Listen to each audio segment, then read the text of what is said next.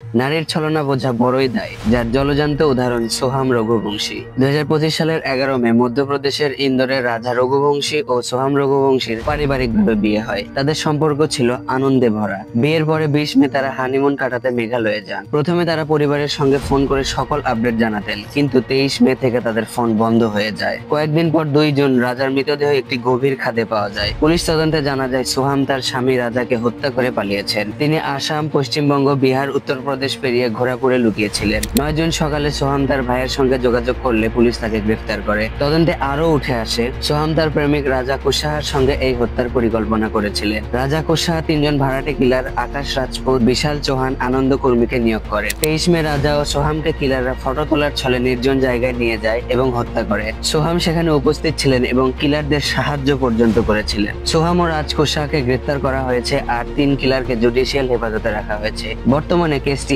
এখনো চলমান।